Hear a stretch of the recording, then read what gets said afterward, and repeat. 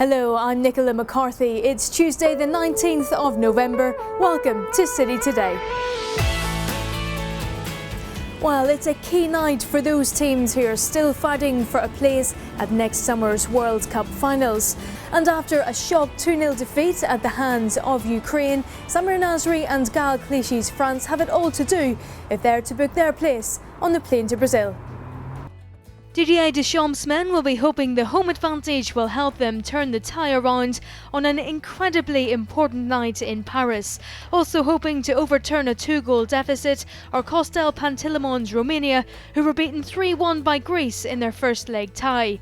Meanwhile, in London, the spotlight will be on Joe Hart, who's back in England's starting 11 for their friendly against Germany. Both sides have already qualified, but no doubt national pride will be very much at stake when the two arch-rivals go head-to-head at Wembley.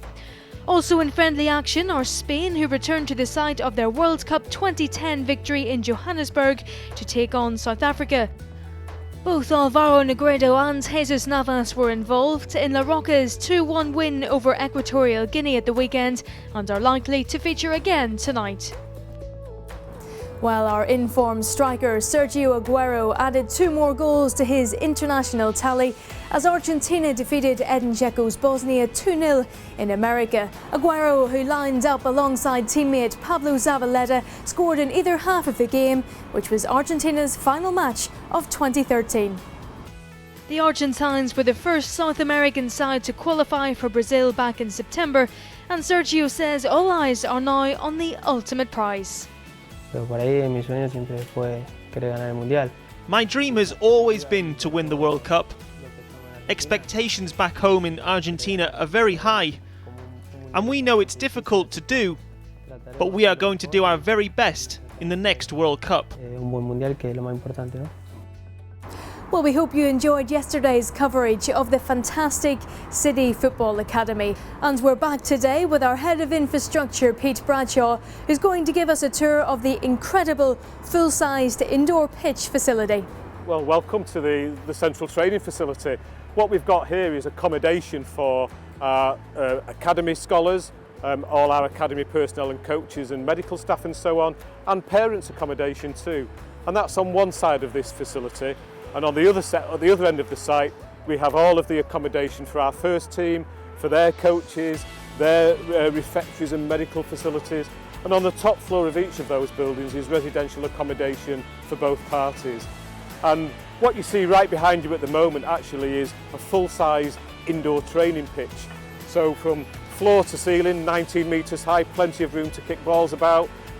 We'll have a 3G synthetic surface, spectator accommodation for about 300 people watching what's going on, but this will be a second to none indoor training facility. And right where we're standing now outside of this big hall is our secluded training pitch, so when we need to do training behind closed doors we have another deso pitch where the first team and others can train without any intrusions from other people, any noise, any disruptions when we need that really. So both of the accommodation, the academy accommodation and the first team accommodation overlook all of these facilities, and as you say, it's right in the middle of our site and it'll present a huge structure on the skyline with lots of activity going on here every day of the week. There's an opportunity for the players to come indoor or behind the barriers so they can be away from wind and the cold. I think it'll largely be used by the academy as well as our first team. But yeah, it's there for everybody to use, and it's right in the middle of each of their accommodation. And in terms of the accommodation, presumably each player will be given a room, or how will that work? Well, there's rooms for every player, and the manager and our director of football allocate rooms. They're high quality rooms. They're there so they can stay here the night before a game, or if they're flying off somewhere, or actually to use those rooms after training. Lots of thought has gone into both the first team players' rooms, but also our scholars' rooms, which are all en suite. They've got their own spaces, kitchens and laundries and spaces to play and enjoy themselves.